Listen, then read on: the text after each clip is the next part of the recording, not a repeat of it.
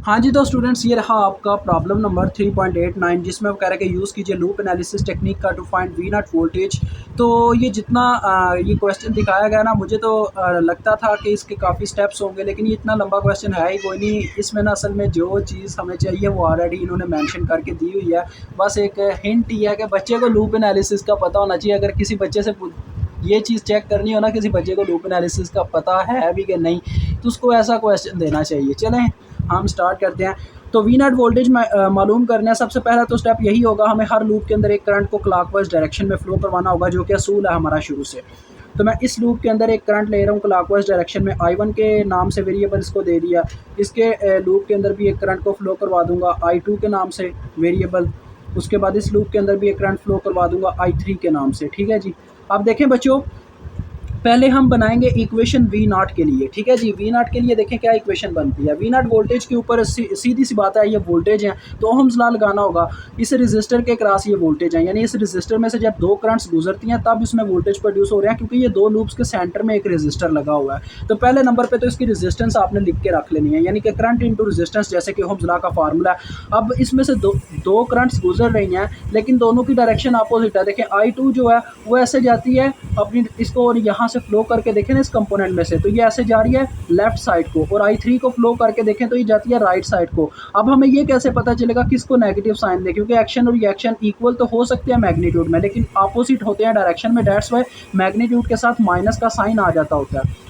तो किसको नेगेटिव का साइन दे, ये आप सोचने वाली बात है। तो साइन आपने बच्चों देखें, करंट जोन सी करंट जिस टर्मिनल में एंटर कर रही है ना वोल्टेज के, उस साइन के साथ आ जाएगी। आप देखें I3 करंट जो है वो इस तरह से आ रही है और वो पॉजिटिव टर्मिनल में एंटर कर रही है I3, तो लिहाजा ये आ जाएगी प्लस में। और I2 की बात करूं तो वो जब फ्लो करके जिस डायरेक्शन में आ रही है वो इसके नेगेटिव टर्मिनल में एंटर कर रही है, तो ये आ जाएगी माइनस में। तो ये आपके पास वी नॉट की जी इक्वेशन आ गई है।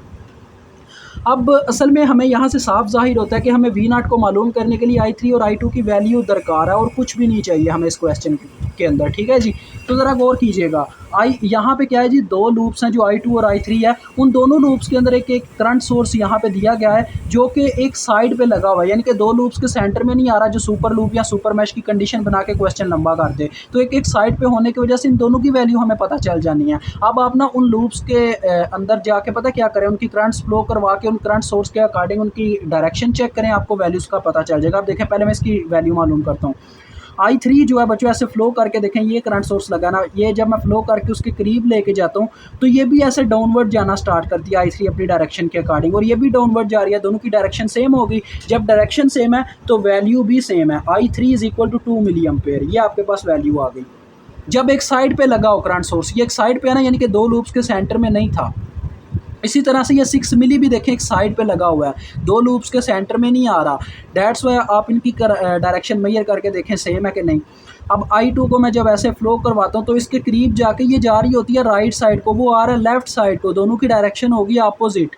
तो न्यूटन के लॉ के अकॉर्डिंग इनकी क्वांटिटी तो सेम है, क्वांटिटी इनकी सेम है, यानी कि I2 6 मिली एम्पेयर ही मैग्नीट्यूड रखता है, लेकिन डायरेक्शन अपोजिट होने की वजह से इसकी वैल्यू में के साथ माइनस आ जाएगा, यानी कि I2 बराबर है -6 मिली एम्पेयर के। ठीक है जी। अब आप वहाँ पे ये वैल्यूज़ पुट करके आप वी नॉट को मालूम कर सकते हैं। देखें, V naught is equal to 6K into I3 की पहले नंबर पे वैल्यू जो कि है 2 मिली, माइनस इंटू -6 मिली। तो -6 मिली जब पुट करूँगा क्या हो जाएगा, माइनस माइनस प्लस हो जाएगा, तो +6 मिली बन जाएगा। अब देखें, सिंपल सी बात है यार, इतना मैथ तो आप भी जानते हो।